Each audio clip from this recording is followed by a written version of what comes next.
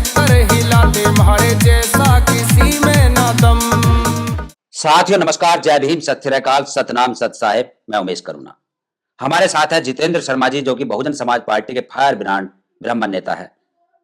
कल संत शिरोमणि सदगुरु रविदास जी की जयंती है, जो कि 649वीं जयंती है। और उसी सिलसिले में जो कि आज के समय में समाज को खाइयों में बांटने की साजिशें रची जा रही है भारतीय जनता पार्टी द्वारा यूजीसी बिल लाकर।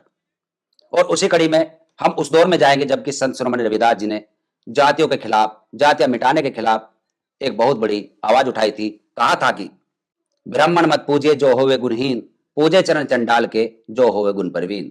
जाति जाति में जात है जो केतन के पात, रविदास मनुष्य ना जुड़ सके जब तक जाति ना जात। ये जातियां जब तक रहेगी तब तक मनुष्य नहीं जुड़ सकेगा, तब तक देश का उद्धार नहीं हो सकेगा। और आज भी यही बात आ रही है कि जातियों को समाप्त करने की कोई मुहिम नहीं चलाई जा रही और जातियों के नाम पर राजनीति की जा रही है। तो इसको कैसे देखते हैं आप कि जो कोई व्यक्ति जन्म से पैदा हुआ है ब्राह्मण के घर में, और एक व्यक्ति जो कि शूद्र के घर में पैदा हुआ, वैश्य के घर में हुआ, और यदि उसके अंदर काबिलियत है मतलब एक ऊपर बनने की, क्या हुआ है, आप कैसे मानते हैं उसको कि वो टैग लगा रहेगा उसका? नहीं, जात देखिए, जय हिंद जय भारत। साथियों, कल संत शिरोमणि रविदास जी की जयंती की अग्रिम सभी को मैं हार्दिक शुभकामनाएं देता हूं।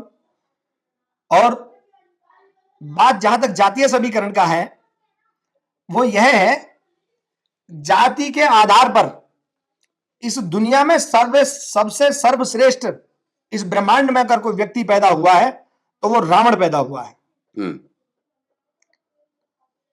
पुलकित ऋषि का पुत्र, उसके पिता खुद ऋषि थे, और पुलकित का पुत्र होने के बाद रावण, उसने अपने बल पर, अपने ज्ञान के आधार पर ब्रह्मा विष्णु महेश और यहां तक कि शिव, हवा पानी हर चीज को जीतकर अपनी क्षमता के अनुसार उनको प्राप्त किया।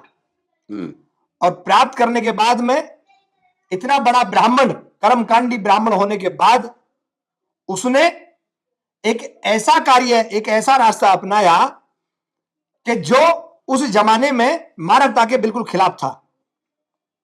और वो वीर गति को प्राप्त ना होकर के, वीर गति को प्राप्त इसलिए नहीं कह सकते कि उन्होंने उस टाइम के जो गैर संवैधानिक काम थे वो रावण ने सबसे ज्यादा किए और वो मौत को प्राप्त हो गया।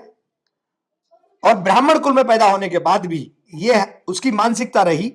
तो मेरा कहने का सूक्ष्म में ये मतलब है कि कोई जातीय आधार पर कोई ज्ञानवान या बुद्धिमान दुनिया में पैदा नहीं होता है, जिसके द्वारा आप भी आए, मैं भी आया हूं, राजा भी, रंक भी और भिखारी भी, सभी लोग उसी प्रकृति के नियम के अनुसार दुनिया में आते हैं।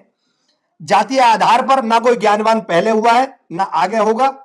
अब मैं ब्राह्मण कुल में पैदा हुआ हूं, इसमें मेरा कोई निजी योगदान नहीं है, ना मेरा कोई इसमें ज्ञान है, लेकिन मैं जिस वर्ण व्यवस्था में पैदा हुआ हूं उसके कारण, ब्राह्मण कुल में पैदा होने के कारण मैं ब्राह्मण हो गया। लेकिन मुझे ब्रह्मांड का बिल्कुल भी ज्ञान नहीं है। मैं कथा, हवन, पूजन सामग्री कोई चीज जानता नहीं हूं, तो मैं किस बात का ब्राह्मण हो गया? एक अन्य जाति में पैदा होने वाला व्यक्ति जिसको शास्त्र का ज्ञान हो जाता है वो अपने आप में शास्त्री कहलाता है।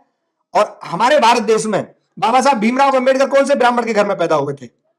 बाबा साहब भीमराव अंबेडकर जो पैदा हुए भारत में, वो दलित समाज में पैदा हुए और उन्होंने पूरे संसार की डिग्रियां वो प्राप्त की जो किसी ब्राह्मण समाज, क्षत्रिय समाज या अन्य वर्ण व्यवस्था के अनुसार फिर उन्हें किसी के पास ब्राह्मण क्यों नहीं कहा गया? उन्हें दलित क्यों रहे? उनको आज भी हम दलित नेता मानते हैं, उनको आज भी हम दलित से ही जोड़ते हैं। यह राजनीति का इशू है इसमें। ये राजनीतिक इशू है। वर्ण व्यवस्था सतयुग में भी थी, द्वापर में भी थी, कलयुग में भी है, चली आ रही है। वर्ण व्यवस्था के आधार पर उनको बहुजनों के नेता, दलितों के नेता मानने का काम करते। लेकिन जो विदेशी उस टाइम की ऑक्सफोर्ड यूनिवर्सिटियां थी, उन्होंने उनको पीएचडी का खिताब दिया। और बाबा साहब भीमराव अंबेडकर के 50 देशों में आज भी प्रतिमाएं लगी हुई हैं जहां वर्ण व्यवस्था नहीं है। तो जहां वर्ण व्यवस्था नहीं है वहां बाबा साहब भीमराव अंबेडकर जी का सम्मान आज भी उतना ही है, बल्कि भारत देश से ज्यादा है। तो वर्ण व्यवस्था के आधार पर कोई ज्ञानी या बुद्धिजीवी लोग पैदा नहीं होते हैं। जो ज्ञान प्राप्त जिसको होता है वो अपने आप में बुद्धिजीवी और ज्ञानी लोग होते हैं। ब्राह्मण, शूद्र या दलित, किसी में भी बुद्धिजीवी पैदा हो जाने का काम ये दुनिया करती है। आपकी बात से हम सहमत है, लेकिन जाति का जो टैग है, ये टैग कभी दिखाई हटता नहीं देता। जैसे संत शिरोमणि रविदास जी शूद्र थे, चमार जाति से थे, लेकिन उनको ब्राह्मण तो नहीं कहा गया, उनको कोई ब्राह्मण नहीं कहता, जबकि उनको ब्राह्मण का ज्ञान हो गया था।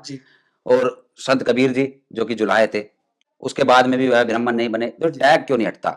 या ये जातियों का जो वर्चस्व है एक अपना आप ऊंचा मानता है, दूसरे को नीचा मानता है, या उसको स्वीकार कर लेते हैं, या इस वजह से है? नहीं, देखिए, जो ओछी मानसिकता के लोग शिकार हैं, वो चाहे किसी जाति में हो, किसी वर्ण व्यवस्था में हो, उनकी तो कोई बात नहीं है, जो गैर संवैधानिक बात करने वाले लोग हैं। लेकिन बाकी जिसको ज्ञान है वो किसी भी जाति में हो सकता है, उसका सम्मान करना चाहिए। और वर्ण व्यवस्था इस देश में कभी पहले ना खत्म हुई, ना कभी होगी।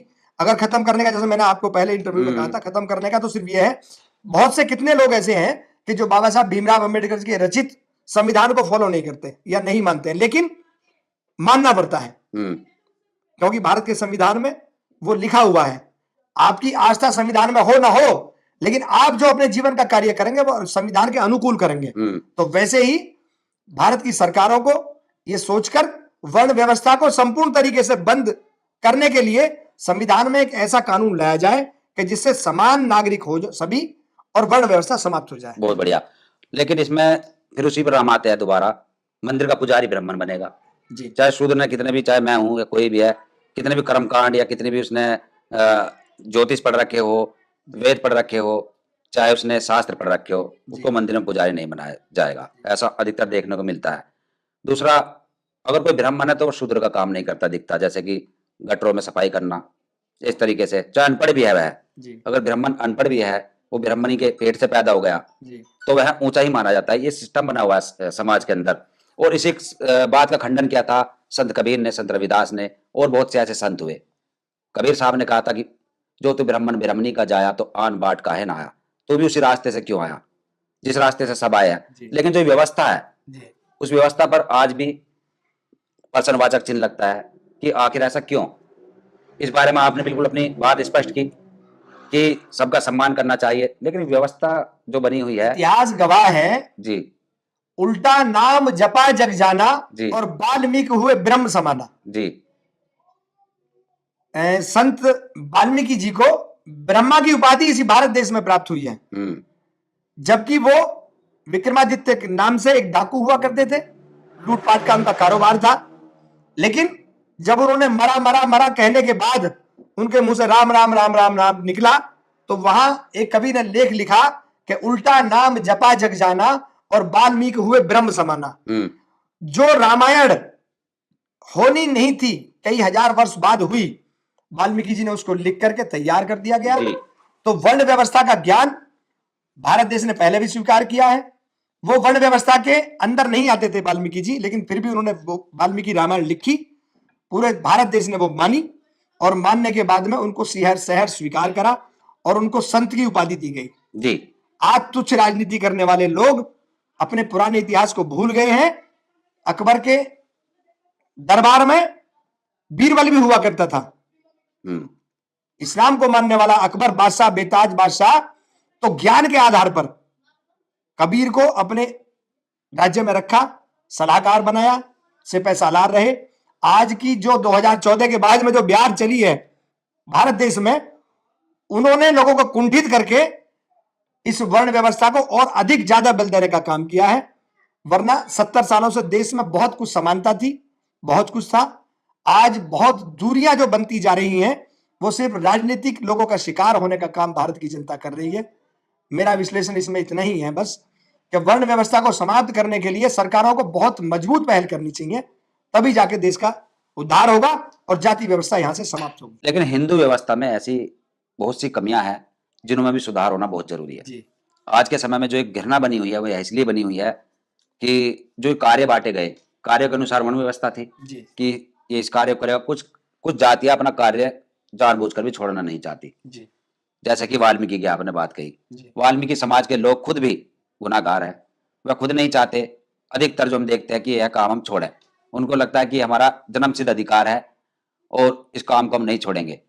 वह कभी पढ़ाई लिखाई की तरफ जाकर और अच्छे पदों पर जाने की खुद भी कोशिश नहीं करते। कुछ हम ऐसे भी देखते हैं, और कुछ लोग ऐसे और भी हैं जो कि अपने आप को ये मान बैठे कि हमारा यही काम है और हमें यही करना है। हालांकि ये गलत है। संविधान के इस दौर में सभी को कहीं भी जाने का अधिकार है। उन कार्यों को छोड़े जिनमें उनका अपमान होता है, और जहां सम्मान मिलता है उधर की तरफ बढ़ना चाहिए। और बहुत सारी चर्चा है इस पूरी खबर पर आपका क्या कहना है, कमेंट्स में लिखे। धन्यवाद। रविदासी है